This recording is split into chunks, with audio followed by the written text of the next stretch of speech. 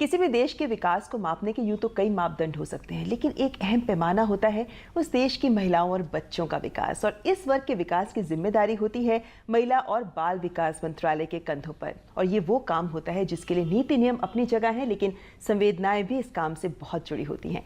हमारे साथ इस वक्त है महिला और बाल विकास मंत्री श्रीमती मेनका संजय गांधी जी। मेनका जी, बहुत बहुत स्वागत है आपका हमारे इस खास शो में। लेकिन 2 साल पूरे हो गए हैं आपकी सरकार को, कैसे रही ये 2 साल? मुश्किल से कटे, इसलिए क्योंकि जब ये मंत्रालय शुरू हुआ था तो उसमें कुछ भी नहीं था। तो हम लोगों को अपने ही तौर तरीकों से मापदंड बनाने पड़े, पैरामीटर्स बनाने पड़े, देखना पड़ा कि कहाँ, क्योंकि कुछ हुआ नहीं था तब तक, तो क्या पहले किया जा सकता है, क्या छोटा किया जा सकता है, क्या बड़ा किया जा सकता है। तो जब मैं आई तो आप देखेंगे हमने 2 बोर्ड बनाए। एक बोर्ड पर बड़े छोटे सब कुछ, और एक बोर्ड वो है कि जो इतने मोटी चीज़ें कि अगर ये हो जाए तो देश में फ़र्क पड़ेगा। तो दोनों चीज़ों पर काम करते रहें। अब मिसाल, एक चीज़ जो कभी नहीं हुआ था आज तक वो ये था कि जो इंस्टीट्यूशंस में हम लोग बच्चों को डालते हैं, अनाथ आश्रम, ऑब्जर्वेशन होम्स, और जिसमें हम औरतों को डालते हैं, किसी ने आज तक देखा नहीं था। अब पड़े रहें तो पड़े रहें। कभी वहाँ के केयर टेकर्स ने उनके उंगलियां काट दी, कभी उनका खाना चोरी कर लिया, कभी उनको कमरे में बंद कर दिया, कभी बाथरूम नहीं चल रहा है, तो ये किसी ने नहीं देखा। तो अब एक ऑल इंडिया एक इंस्टीट्यूशन का मैंने करवाया है सर्वे, और क्या क्या मापदंड है उसमें करवाया है, और ये जून एंड तक हमको पता चलेगा कि कहाँ हमको पैसा डालना है, किस में। बहुत बड़ी जिम्मेदारी देखा जाए तो। लेकिन देखा जाए तो जब 2015 का साल शुरू हुआ, 2014 में एनडीए सरकार बनी, 2015 के जब साल शुरू हुआ तो बेटी बचाओ बेटी पढ़ाओ जैसे एक बड़ी घोषणा की गई।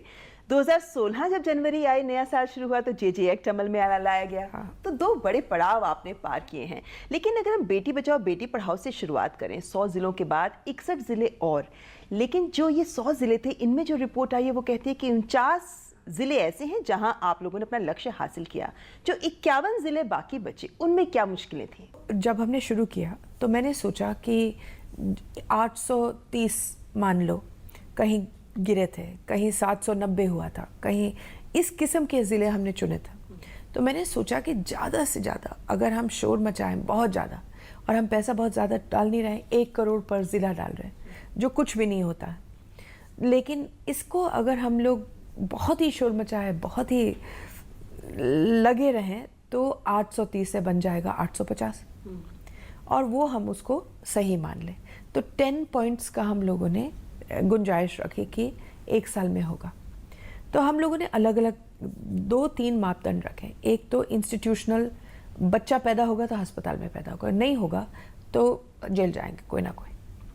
दूसरा, अगर आप हमको ज्ञान दे दें कि आपके गांव में कोई छोटी उम्र में शादी कर रहा है, या कोई बच्चा अपना गिरा रहा है क्योंकि लड़की है, तो फिर आपको कोई अवार्ड मिलेगा। फिर हमने एनजीओज को बुला करके उनको प्रोत्साहित किया कि आप जाओ और आप इस प्रोग्राम चलाओ।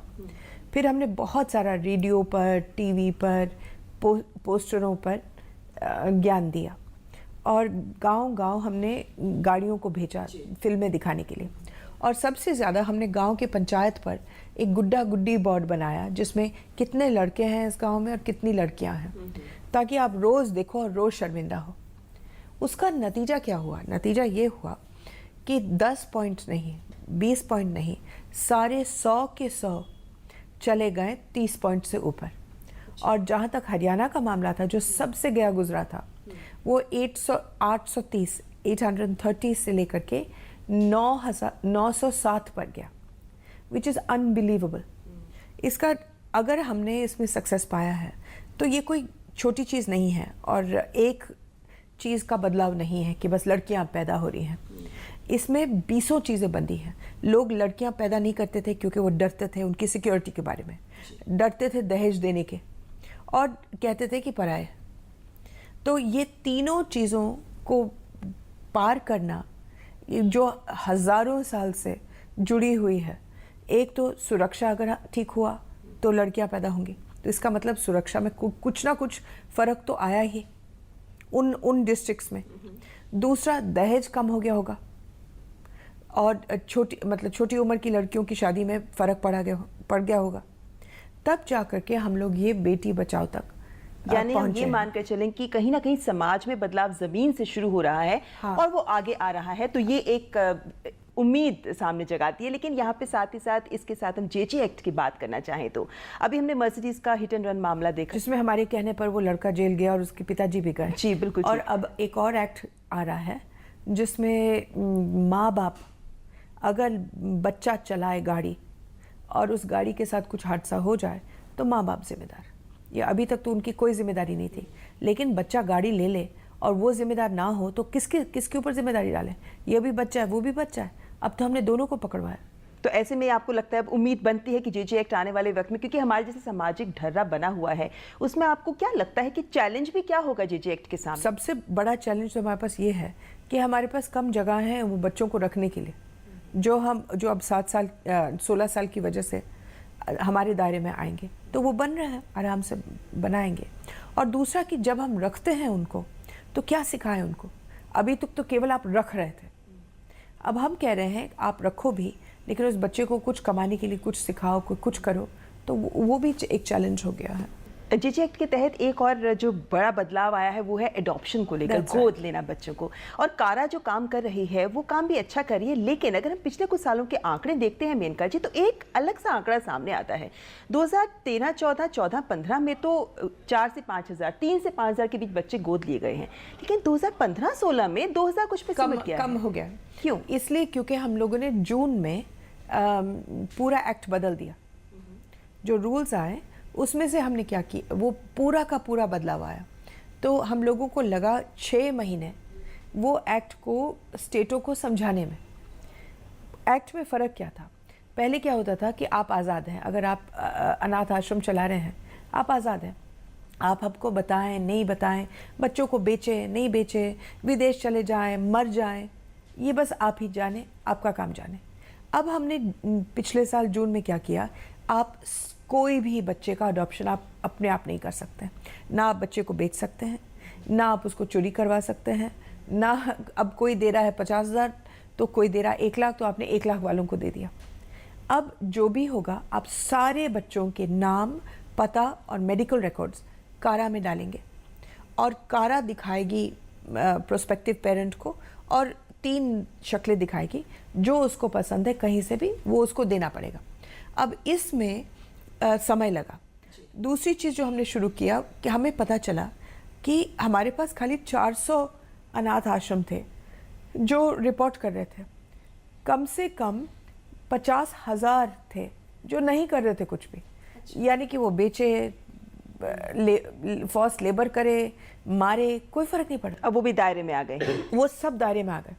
फिर कुछ लोग अदालत चले गए कि हमको नहीं करना है, क्योंकि उनकी आमदनी बंद हो गई। तो वो अदालत से हम जीते, लेकिन उसमें भी समय लगा।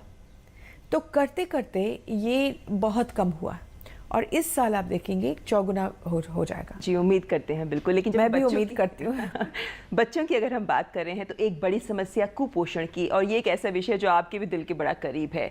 अगर हम कुछ रिपोर्ट्स पर नजर डालें तो वाकई आंकड़े चौंकाने वाले हैं, लेकिन हम इतना कुछ करने के बाद भी इस मुद्दे पर आगे नहीं बढ़ पा रहे। चूक कहाँ हो रही है? क्यों नहीं हम इस जंग को जीत पा रहे? हम इस पर बहुत आहिस्ता काम कर रहे हैं, क्योंकि ये एक स्टेट सब्जेक्ट है। तो मैं स्टेट पे स्टेट को बुला कर कह चुकी हूँ कि अगर हम लोग, जो सुप्रीम कोर्ट का आदेश है, एक ऐसा कप बनाए, वो कप 400 ग्राम हो या 500 ग्राम हो या जितना भी आप बच्चे खाते हैं, उसमें हम लोग बजाय कि सेल्फ हेल्प ग्रुप से बनाएं, आंगनवाड़ी से बनाएं, कोई एरी गैरी औरत से बनाएं, कोई किसी और से बनाएं, कॉन्ट्रैक्टर दूर का कोई बैठा है उससे बनाएं, और ये सब का सब गंदा है। तो बजाय कि वो करें, अगर हम लोग खाली ऐसे इंडस्ट्रीज़ में डाल दें, चाहे आप NGOs का ही इंडस्ट्री क्यों ना बनाएं, लेकिन वो कोई हाथ छुए ना, रोज़ के रोज़ वो उसी कप में डाले throughout India. Standardised recipe बने, स्टैंडर्डाइज्ड रेसिपीज़ बने जिसमें माइक्रो न्यूट्रिएंट्स है, आयरन है और अच्छा खाना है। अब मैं कहीं गई हूँ तो कड़ी फटी, चावल कच्चे, मैं हिमाचल में गई थी तो वो पकौड़े ही दे रहे हैं। तमिलनाडु में गई तो कोई पाउडर दे रहे हैं जिससे कोई ना खा सके। लेकिन इसके भी खिलाफ आवाजें उठ रही हैं कि भाई ऐसा नहीं होना चाहिए, ताज़ा खाना मिलना चाहिए। ताज़ा खाना मिलना चाहिए, लेकिन ताज़ा खाना आप जब इंडिगो पर जाते हैं तो आपको मिलता नहीं है वो कप, और उसमें पानी डाल देते हैं तो एकदम से इतना टेस्टी बन जाता है। तो वो हम बना सकते हैं। तो वो हम बार बार बोल रहे हैं कि इसको शुरू करो। 7 रुपए में ये आराम से बन सकता है। लेकिन स्टेट बहुतों के बंधे हुए हैं, अपने अपने इंटरेस्ट हैं, शायद स्वार्थ हैं, जिसकी वजह से शायद आगे। लेकिन हम उम्मीद करें कि अच्छा, और राज्य क्योंकि आगे ये आए। छोटे बच्चे कुछ बोलते नहीं है, ज़्यादा से ज़्यादा नहीं खाएंगे ना, नहीं खाएंगे तो ये किसी और को खिला देंगे, या बनाएंगे नहीं और कह देंगे कि हमने बना दिया। लेकिन आपकी तरफ से काम आगे बढ़ाया जा रहा है, राज्य काम को इसी confidence साल पे लिया जा होगा, रहा है। इसी साल होगा। लेकिन जो पहला कदम हो रहा है वो बहुत मुश्किल हो रहा है। हम लोगों ने फिर आंगनवाड़ियों को ट्रेन करना है। अब आंगनवाड़ी हम लोग 40 साल से उनको तनख्वाहें दे रहे हैं, 18,000 करोड़, एक दफ़ा भी ट्रेनिंग नहीं दिया। उनको मालूम ही नहीं कि करते क्या है। लेकिन एक बात बताइए मेनका जी, जैसे आंगनवाड़ी की बात आपने की है, तो आंगनवाड़ी में तो बहुत सारे काम किए जाते हैं, कराए जाते हैं, बहुत ज़्यादा काम, और आशा पर तो बहुत ज़्यादा प्रेशर होता है। ऐसे में आपको लगता है जो इनके मेहनताने की बात उठती है, इनको प्रोत्साहन देने की बात उठती है, ये महत्वपूर्ण है और इस दिशा में आगे बढ़ना चाहिए? ऐसे है कि आंगनवाड़ी को हर चीज़ के लिए इस्तेमाल किया जाता है, बजाय कि उसका अपना काम। उसका काम बहुत ज़्यादा नहीं है। उसका काम है बच्चों को और माँ को जो प्रेग्नेंट है उनको खिलाना, बस। और वो भी कौन बच्चे, पहले से लेकर के 6 साल तक। और कुपोषण अगर है तो कुपोषण के लिए खाना देना, देखना कि कुपोषण नहीं होता है गांव में। अच्छा, एक आंगनवाड़ी है पर विलेज और 2 हैं, एक हेल्पर भी है। तो अगर केवल गांव में राउंड ले लें और खाना ठीक से बंटवाएं, लेकिन ना इनको मालूम है कुपोषण क्या होता है, ना उनको वेइंग करना आता है बच्चे का, ना उनको लक्षण देखने आते हैं। इनको ट्रेनिंग बहुत महत्वपूर्ण है, बहुत ज़्यादा। और फिर हमने इनको ऊपर डाल दिया कि आप 11 रजिस्टर ख़त्म करो रोज़, ना लिखी पड़ी है ना वो तो सब झूठ। तो क्या आप इस दिशा में कुछ बदलाव लाने की कोशिश सब बदलाव होगा, मगर मुझे 6 महीने और चाहिए। चलिए मेनका जी, यहाँ पर ये बातचीत आगे जारी रहेगी आपके साथ, लेकिन फिलहाल यहाँ पर रुकेंगे एक छोटे से ब्रेक के लिए। ब्रेक के बाद एक बार फिर हाजिर होंगे लेकर बातचीत मेनका जी के साथ।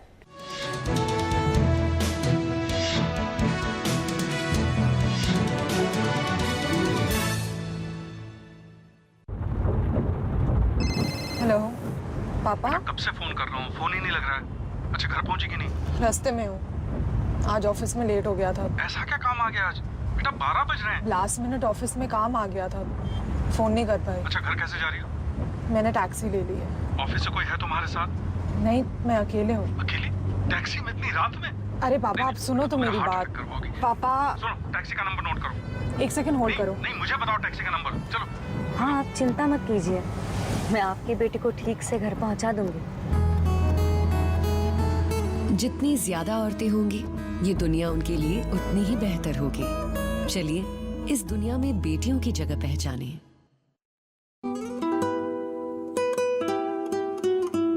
कोई चेहरा है कोमल कली का, रूप कोई सलोनी परी का, इनसे सीखा सबक जिंदगी का, बेटियां तो है लम्हा खुशी। ये अगर हैं तो रोशन जहां है, ये ज़मीनें हैं और आसमां है वजूद इनसे ही आदमी का, बेटियां तो है लम्हा खुशी का। हमने रब को तो देखा नहीं पर नूर ये है खुदा का ज़मीं पर, एक एहसास है रोशनी का, बेटियां तो है लम्हा खुशी का। इनसे इनकी अदाएं न छीनो, इनसे इनकी सदाएं न छीनो, हक इन्हें भी तो है जिंदगी का, बेटियां तो है लम्हा खुशी का, बेटियां तो है लम्हा खुशी का।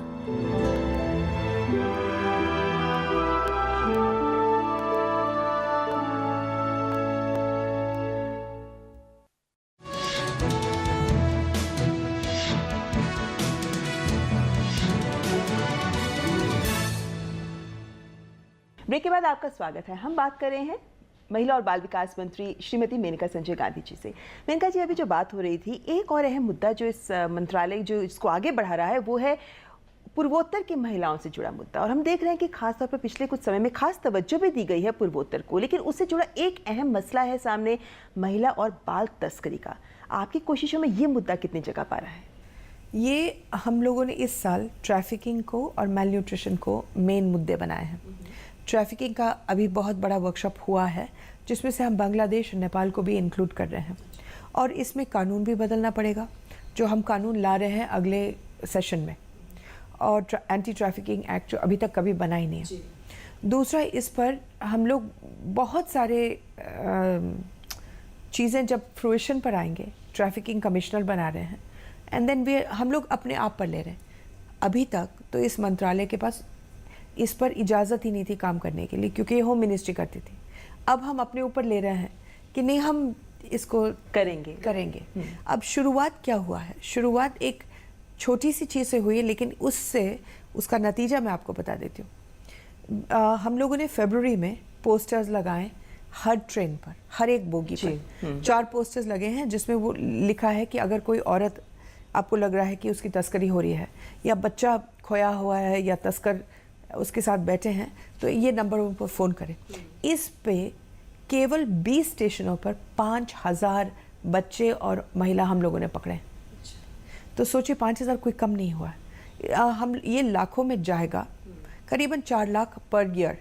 लेकिन इस पर हम लोग अगर एक महीने में 5000 कर सकते हैं, तो आज सुबह ही मीटिंग हुई थी कि हम इसको स्टेप अप करके देखते हैं कि 1 लाख 2 लाख तक पहुँचे। जी बिल्कुल, पहला कदम बहुत उत्साहवर्धक एक है, महीने तो में उम्मीद की जा सकती है। जी। दूसरा, फिर हमने खोया पाया शुरू किया है, वो बच्चों के लिए भी है, औरतों के लिए भी है।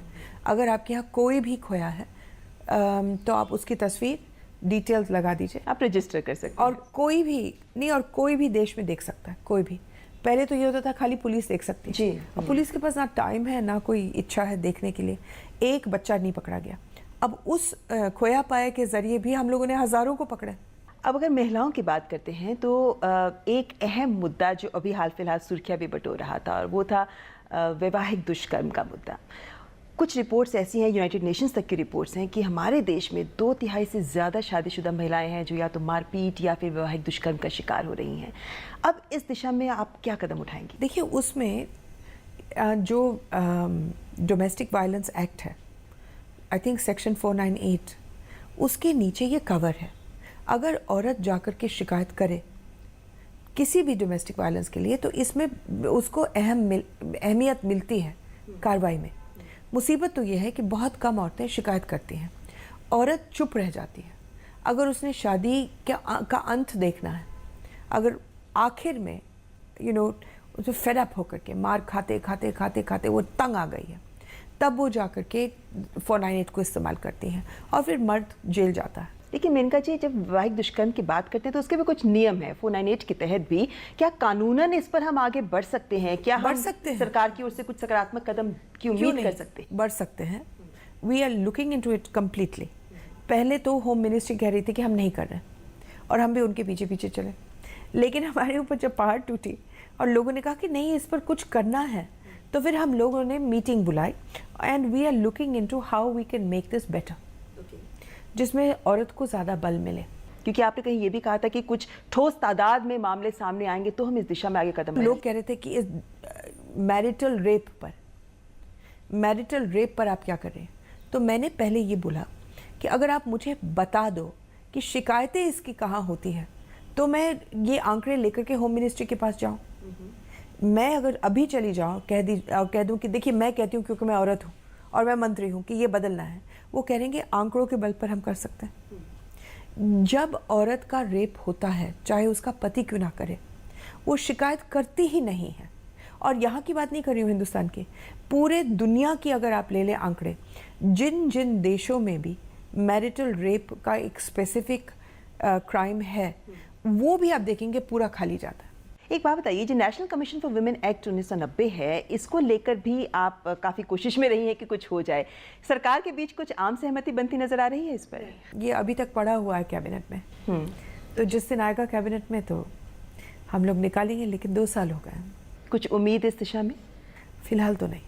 एक अहम बात जो आपके लिए कही जाती है वो ये है कि आप उन मंत्रियों में से हैं जो खुलकर हर मुद्दे पर अपनी बात सामने रखते हैं, और बहुत बार ऐसा भी होता है कि ये विचार सरकार के विचार से मेल नहीं खाते। कुछ मुश्किलें आती हैं इस वजह से आपके साथ? नहीं, ऐसे कोई ऐसा मुद्दा नहीं है जिस पर बातचीत करने पर सब लोग मानते हैं या मैं मान जाऊँ उनकी बात। तो जब मैं कोई चीज़ रखती हूँ, एक तो मैं यूँ नहीं बोलती हूँ कि बस मन में आ गया तो बोल दिया, उस पर विचार करके, सोच करके कि क्या क्या तरीका हो सकता है जो ये काम और अच्छा हो सके, तो फिर मैं आइडिया रखती हूँ। अब जब मैं आइडिया रखती हूँ तो कभी कभी शरीर में जब एंटीबायोटिक आता है तो पूरे शरीर में बुखार चढ़ जाता है, लेकिन आहिस्ते आहिस्ते से, मिसाल PCPNDT एक्ट में जब मैंने कहा कि अब कब तक हम लोग डॉक्टरों को जेल में डालते रहेंगे, जो हम करते आ रहे हैं पिछले 10-15 साल से। आजकल आप इंजेक्शन से खून निकालें और 2 ही हफ्ते में पता चलता है कि आपको लड़का होना है या लड़की। ये दुबई तक पहुंच गया है, अब हिंदुस्तान में ज़रूर आ गया होगा अंडरग्राउंड। इसका मतलब है कि हम लोगों को अब आगे सोचना पड़ेगा कि हम लड़की को कैसे बचाएं। बिल्कुल। तो जब मैंने पहली दफ़ा कहा तो बहुत हाय हुल्लड़ मचा कि नहीं ये तो मेनका गांधी बिल्कुल ठीक नहीं बोल रही है, बिल्कुल ठीक नहीं बोल रही है। मुझे पूरा मेडिकल एसोसिएशन ने सपोर्ट किया, लेकिन तब भी कोई फ़र्क नहीं पड़ा। लेकिन अब क्या हुआ है कि अब हेल्थ मिनिस्ट्री मान गई है, NGOs, वही NGO जो मेरी खाल उधेड़ रहे थे, वो भी मान गए हैं कि हम एक डिस्ट्रिक्ट में शुरू करें कि हम जो भी प्रेग्नेंट होता है उनका रजिस्ट्रेशन करवा दें पंचायत में, और फिर 9 महीने के बाद हम देखें उनका लड़का हुआ, लड़की हुई या कुछ हुआ भी कि नहीं। मेनका जी, इतनी सारी समस्याएं हैं हमारे समाज से जुड़ी हुई, लेकिन हर स्तर पर काम करना बहुत ज़रूरी है, खासकर ग्रामीण कस्बों में, दूर दराज के क्षेत्रों में। वहाँ पर सरपंच को लेकर हम इतना काम कर रहे हैं, कहाँ तक वो एक बदलाव लाएगा सामने? 2 लाख औरतें हैं जो सरपंच हैं इस देश में।